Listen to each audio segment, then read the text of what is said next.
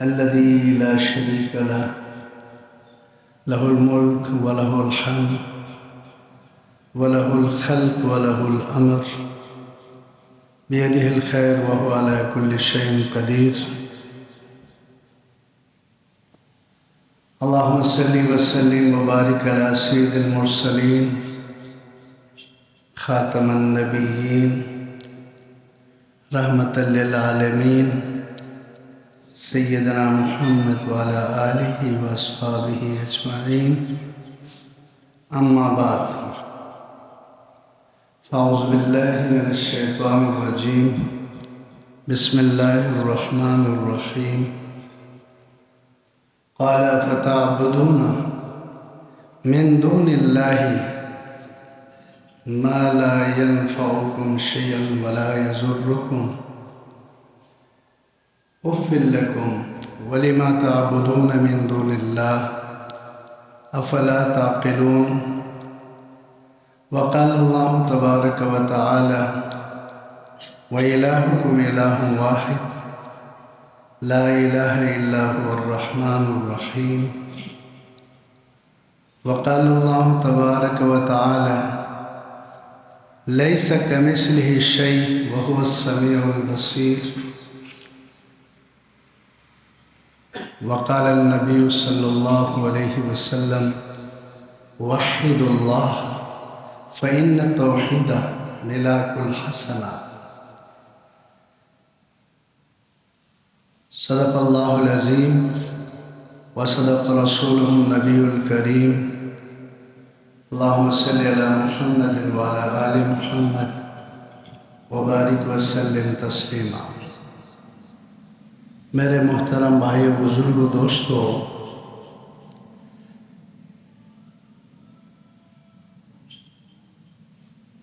آج ہم توحید کے اوپر گفتگو کر رہے ہیں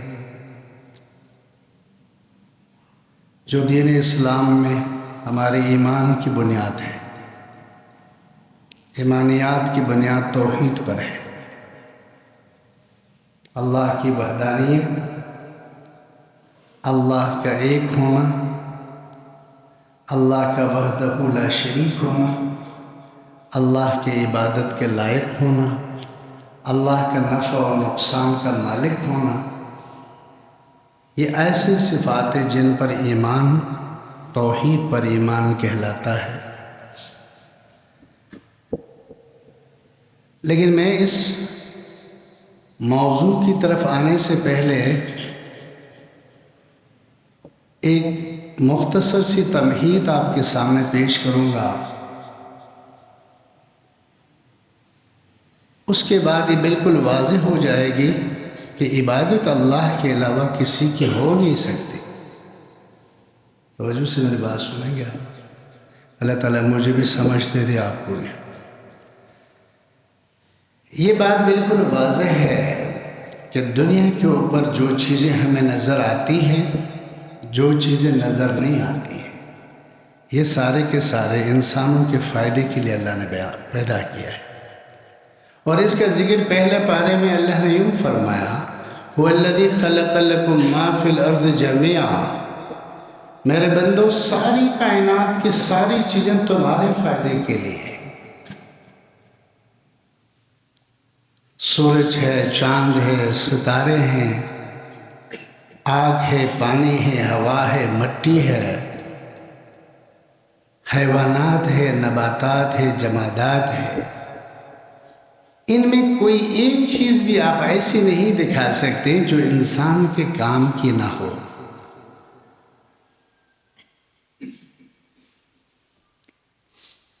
اور یہ بات بالکل واضح ہے کہ ان تمام چیزوں کی وجود پر، ان تمام چیزوں کے ہونے پر میرے اور آپ کی زندگی کا دار و مدار ہے. یہ بالکل واضح ہے. اگر یہ سورج نہ ہو تو ہمارا نقصان ہے، ہماری زندگی اجیرن ہو جائے گی. چاند ہے، ستارے ہیں. زمین نہ ہو تو کہاں چلیں پھریں، آسمان نہ ہو تو کہاں انسان زندگی گزارے. پھر کھانے کی چیزیں، پینے کی چیزیں، ان تمام چیزوں پر انسانی زندگی کا دار و مدار ہے۔ یہ ساری چیزیں آپ کی ضروریات زندگی، ہماری ضروریات زندگی ہے۔ ہماری زندگی ان کے ساتھ جڑی ہوئی ہے، ان کے بغیر ہم قدم نہیں رکھ سکتے۔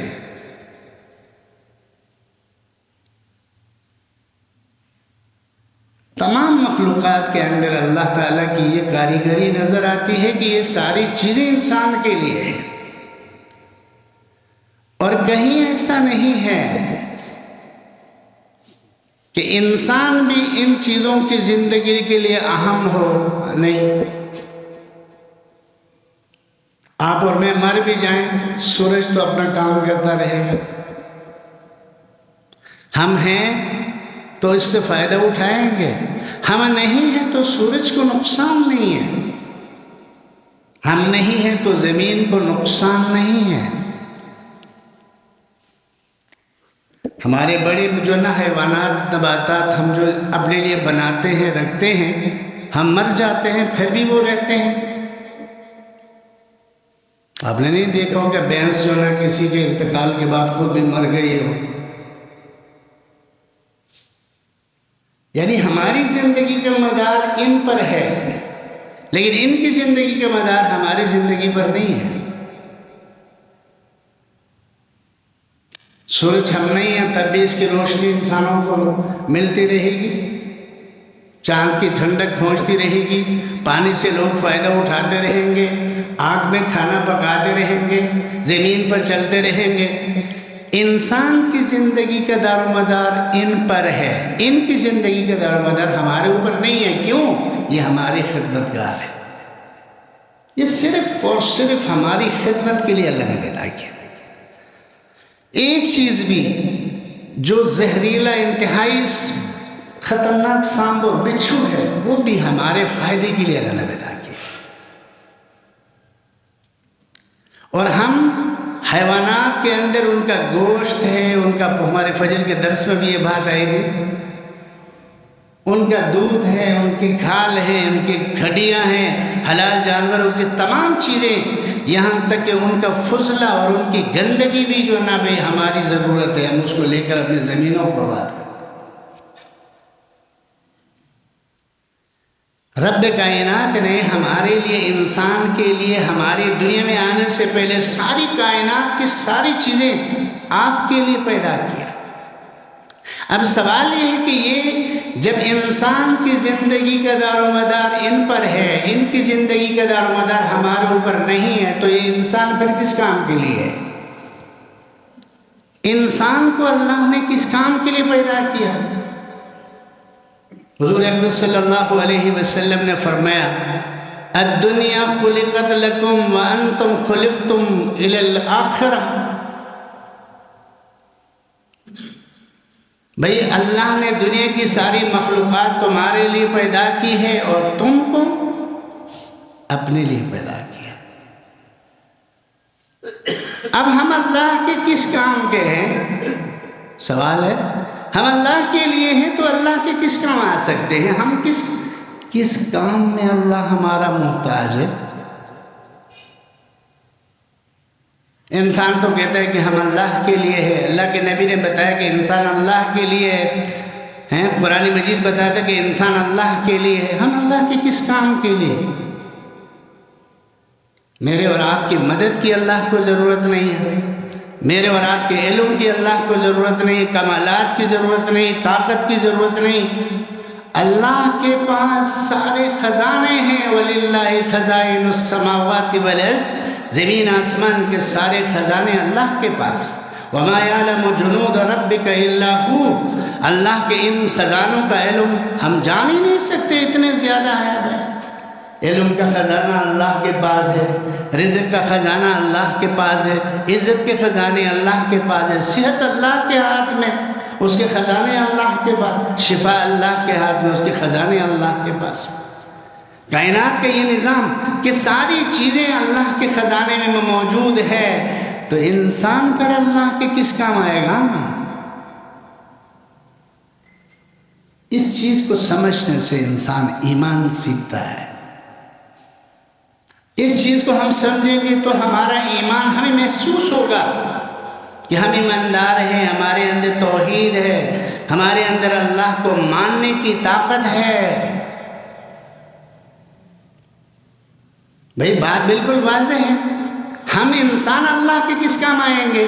تو یاد رکھو وَلِلَّهِ خَزَائِنُ السَّمَاوَاتِ وَالْأَرْضِ، آسمانوں اور زمینوں کی تمام چیزوں کے خزانے میرے اور آپ کے رب کے پاس ہے۔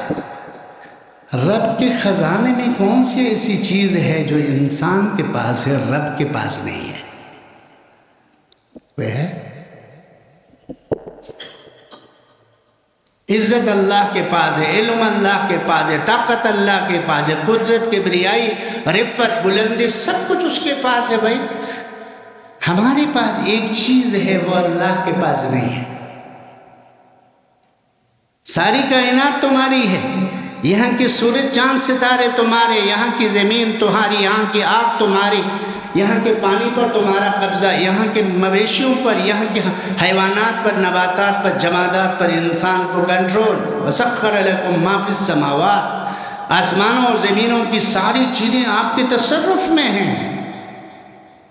ایسا حیران کن معاملہ ہے، ایک چیز ہے اللہ کے ہاں نہیں ہے، وہ کیا ہے؟ وہ عبادت ہے۔ کیا ہے؟ عبادت اللہ کے ہاں نہیں، عاجزی اللہ کے ہاں نہیں، جھکنا اللہ کے ہاں نہیں، کمزوری اللہ کے ہاں نہیں، محتاجی اللہ کے ہاں نہیں۔ اور یہی چیزیں اللہ اپنے بندوں سے چاہتے ہیں، جسب یہی چیزیں اللہ اپنے بندوں سے چاہتے ہیں، اور اسی کو اللہ تعالیٰ نے اس قرآن کی آیت میں ذکر فرمایا جو میں نے آپ کے سامنے تلاوت کی، سورہ انبیاء کی آیت ہے۔ میرے بندو، تمہاری عاجزی مجھے اچھی لگتی ہے۔ جب تم میرے سامنے عاجزی سے اپنی حاجت رکھتے ہو تو میں تم کو دیتا ہوں، تو میرا دینے کی صفت آشکارا ہو جاتی ہے۔ تم عزت ذلیل ہو کر آتے ہو، تمہیں عزت دیتا ہوں، میری عزت کے خزانے استعمال ہوتے ہیں، میرے شفا کے خزانے استعمال ہوتے ہیں، میری بلندی کے، میرے تکبر اور بڑائی اور عظمت کے خزانے جب استعمال ہوتے ہیں انسان کی عاجزی پر، ان کی ساری پر، یہی اللہ کو محمود ہے، اسی کو عبادت کہتے ہیں، اسی کو عبادت کہتے ہیں۔ اور یہ عبادت اللہ کے خزانے میں کہیں نہیں، اسی عبادت کے مقصد کے لیے روئے زمین کی ساری چیزیں پیدا کر کے آپ کی، میری اور انسان کی غلامی میں اللہ نے دے دیا۔ حضرت جی سارا ہمارا ہے، کائنات ہماری ہے، یہاں کی چیزیں ہماری ہیں، میں اور آپ اس پہلو میں کہ ہم اللہ کے بندے ہیں۔ اللہ چاہتے ہیں کہ میرے بندے میرے سامنے عاجزی کریں، میرے بندے میرے سامنے اپنی حاجت کو پیش کریں، میرے سامنے، میرے بندے میں سامنے جھکیں اور اپنی معزز ترین اعضاء کو میرے سامنے زمین میں رکھیں۔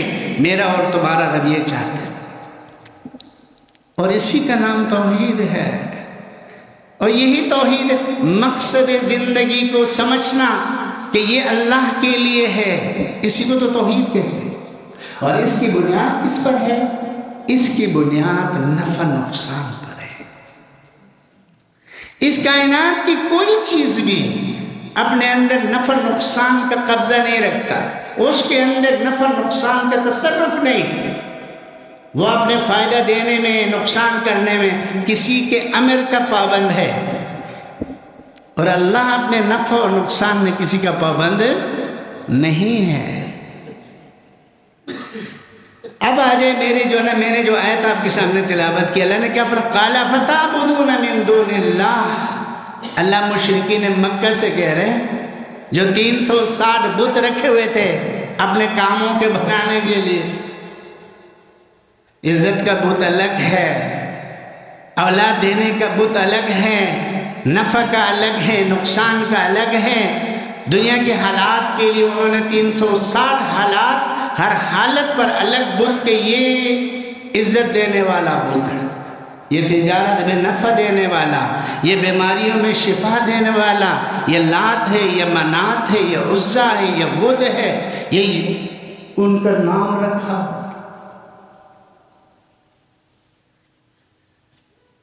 اللہ تعالیٰ نے اس آیت میں فرمایا مشرکین مکہ سے، افتعبدون من دون اللہ ما لا ينفعکم شیئا ولا یضرکم، لوگو کیا تم اس چیز کی عبادت کرتے ہو، اس کو تم لوگ معبود بناتے ہو جو نہ تم کو نفع دے سکتی ہے وہ چیز، نہ تمہیں نقصان کر سکتی ہے وہ چیز، بے جان بت ہے، لکڑی سے بنا، پتھر سے بنا، مٹی سے بنا۔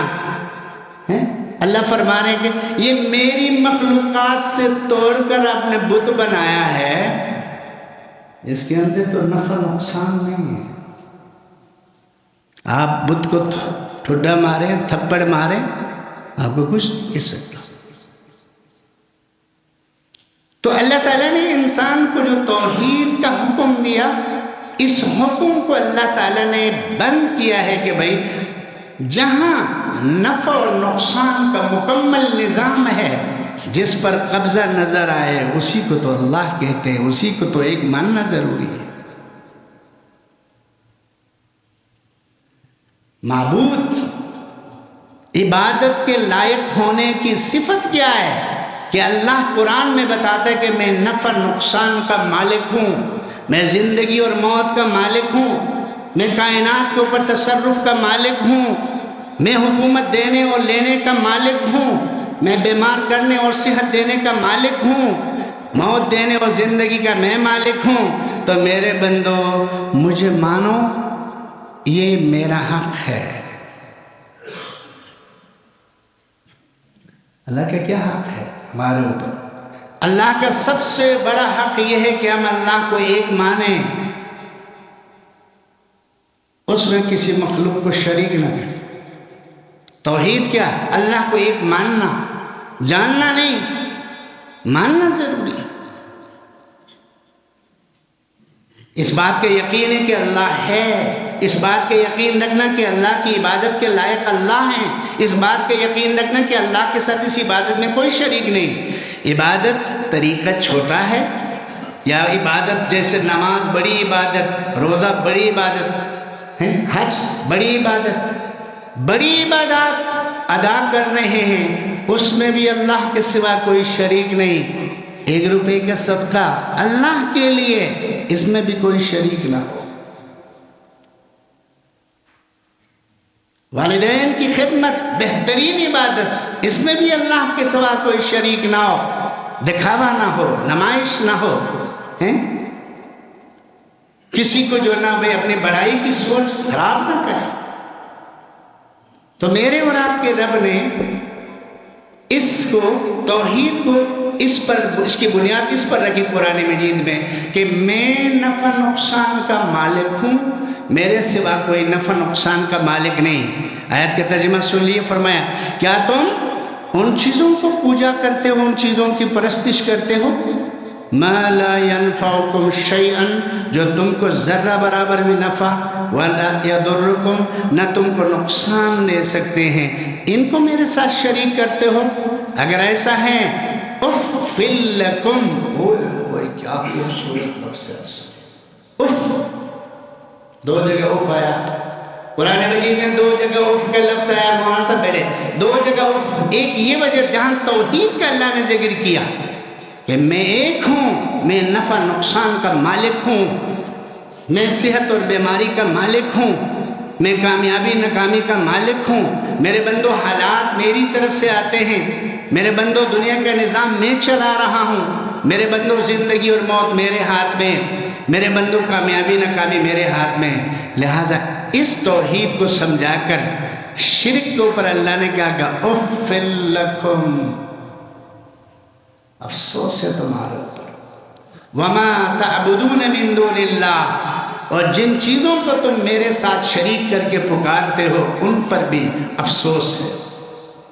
اسی لیے کہتے ہیں جب انسان شرک کرتا ہے، اسی لیے کہتے ہیں جب انسان شرک کرتا ہے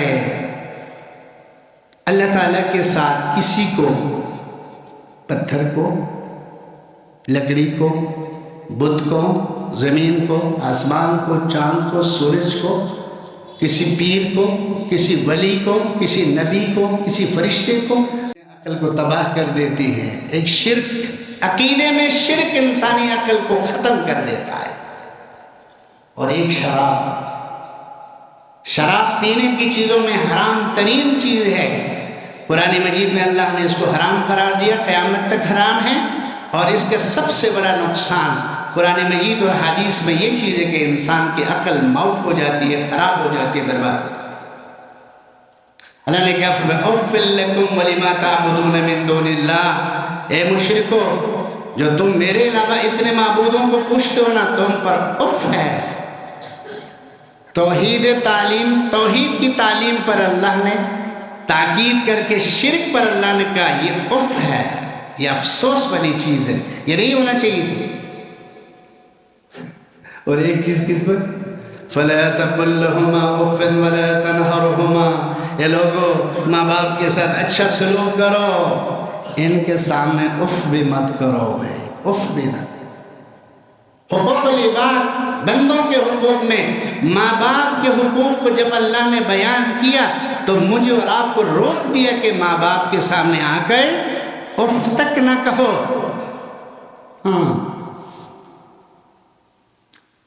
احسان، حسن سلوک والدین کے ساتھ ہر مسلمان مرد عورت کے لیے ضروری ہے، اپنے والدین کے ساتھ اچھا سلوک کرے۔ والدین ناراض ہے تو دنیا میں بھی اس کی سزا ملتی ہے، آخرت میں انسان ذلیل ہو کر رہ جاتا ہے۔ دنیا کے چند چیزوں کی وجہ سے ماں باپ کو ناراض مت کرو بھائی، دنیا کے چند چیزوں کی وجہ سے ماں باپ کو ناراض مت کرو۔ تو میں یہ بتا رہا تھا، اللہ نے توحید کی بنیاد نفع نقصان پر رکھی۔ فرمایا کہ بھائی میں نفع نقصان کا مالک ہوں، لہذا میں ہی معبود ہوں۔ تمہارے پاس جتنی چیزیں میری دی ہوئی ہیں، سورج، چاند، ستارے، زمین، آسمان، حیوانات، نباتات، جمادات، ساری چیزیں، فرمایا کہ یہ میری بنائی ہوئی چیزیں ہیں، میرے ساتھ کیسے شریک ہو سکتے ہیں؟ اور پھر اللہ تعالیٰ نے آپ کو، مجھے، اس مسلمان کو جو اللہ کی ذات پر کامل اور مضبوط ایمان رکھتا ہے اور جب اللہ کو اچھی طرح سے مانتا ہے تو اللہ کو مان کر چلتا بھی ہے، تو پھر یہ مسلمان مرد عورت اللہ کے محبوب بنتے ہیں۔ کیا بنتے ہیں؟ اللہ کے محبوب بنتے ہیں۔ اللہ نے اپنے محبوب حضور صلی اللہ علیہ وسلم کے طریقے کو مجھے اور آپ کو دیا، آخری امت کو۔ قُلْ إِن كُنتُمْ تُحِبُّونَ اللَّهَ فَاتَّبِعُونِي يُحْبِبْكُمُ اللَّهُ وَيَغْفِرْ لَكُمْ ذُنُوبَكُمْ۔ یہ لوگوں، تم اللہ کے محبوب بننا چاہتے ہو تو میری پیروی کرو۔ کس کی پیروی کرو؟ حضور نے کیا فرمایا؟ میری پیروی کرو۔ اللہ کا محبوب بننے کے لیے، اللہ کا دوست اور ولی بننے کے لیے، اللہ کو راضی کرنے کے لیے محمد صلی اللہ علیہ وسلم کی غلامی شرط ہے۔ اچھا، محمد صلی اللہ علیہ وسلم کی غلامی شرط ہے۔ محمد صلی اللہ علیہ وسلم کی غلامی، آپ صلی اللہ علیہ وسلم کی اطاعت، آپ کی پیروی کے بغیر انسان اللہ کو راضی کر ہی نہیں سکتا۔ یہ ہمارا عقیدہ ہے، یہ ہمارا یقین ہے۔ یہ الگ بات ہے کہ ہم نفس و شیطان کے کہنے پر نافرمانی کرتے ہیں۔ حقیقت یہ جو میں نے بتایا، حقیقت یہ جو قرآن و حدیث کے اندر نچوڑ میں نے آپ کے سامنے پیش کیا۔ سورہ آل عمران میں اللہ نے فرمایا، اگر تم چاہتے ہو کہ میرا محبوب بنو تو حضور صلی اللہ علیہ وسلم کی اطاعت ضروری ہے۔ من یطع الرسول فقد اطاع اللہ۔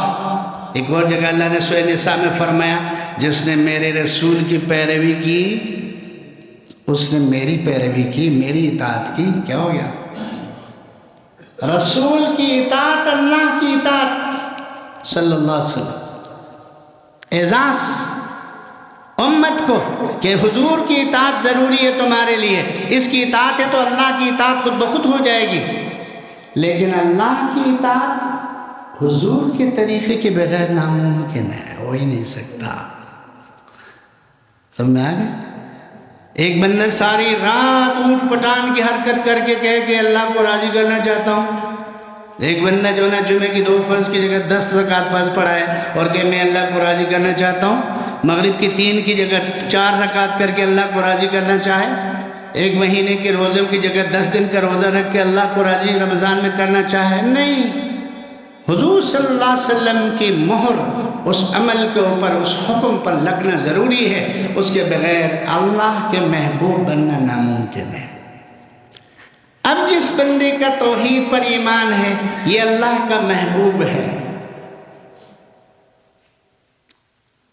اور اللہ تعالیٰ نے قرآن مجید میں یہ فرمایا الا ان اولیاء اللہ لا خوف علیہم ولا هم یحزنون، اے دنیا کے لوگوں خبردار ہو جاؤ، یہ جو میرے توحید پر ایمان رکھنے والے ہیں، یہ میرے نبی کو محبوب، اس کے محبوب بننے والے، یہ میرے اولیاء ہیں، ان کی دنیا میں بھی کوئی غم، ان کی دنیا میں بھی کوئی پریشانی نہیں، آخرت تو انہی کا ہی ہے۔ لہٰذا ایک مسلمان مرد عورت کے لیے، آپ کے لیے، میرے لیے، امیر کے لیے، غریب کے لیے، عالم کے لیے، عوام کے لیے ضروری ہے کہ حضور اقدس صلی اللہ علیہ وسلم کے لائے ہوئے دین کے مطابق اللہ کی عبادت کریں۔ تو اللہ ناراضگی ہے۔ ایک آدمی ہے ایک عورت کے ساتھ نکاح کرنا چاہتا ہے، عورت نے جو نہ بھئی اس کے نکاح سے پہلے اس کے لیے گھر بناتا ہے، اس کی سہولیات کا انتظام کرتا ہے، اس کے لیے تمام دنیا کی ضروریات زندگی اپنے گھر میں جمع کیا، خاتون کو جو نہ بھئی نکاح کے بعد گھر لے کر آئے،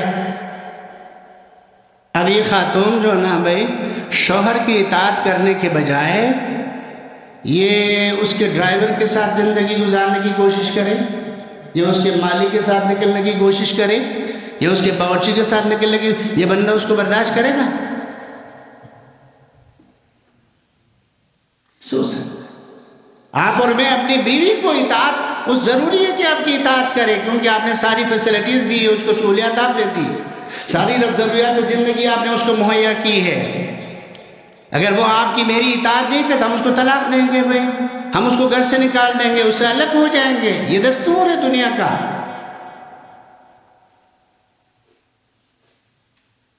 لہذا اللہ کے ساتھ ہمارا ایسا رویہ نہ ہو، ساری دنیا کی ساری چیزیں آپ کے لیے، نظام آپ کے لیے، آپ اور میں کسی غیر کی طرف دیکھنے لگے، آپ اور میں کسی اور کو عبادت کرنے لگے، نہیں۔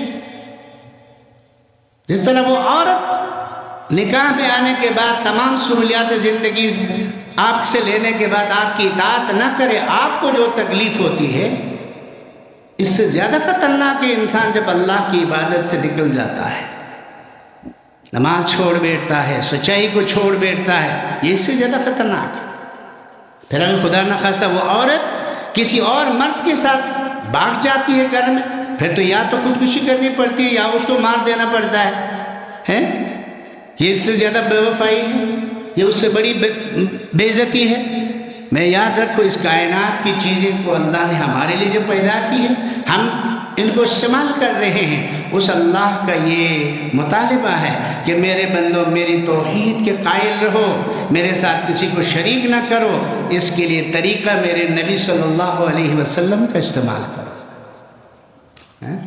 25 دسمبر کے حساب سے پوری دنیا میں عیسائیت پوری دنیا میں انسانوں کو جو نہ دعوت دیتی ہے، جو نہ اپنے عقائد کی طرف، اس کے اوپر جو نہ پروگرامات کرتے ہیں۔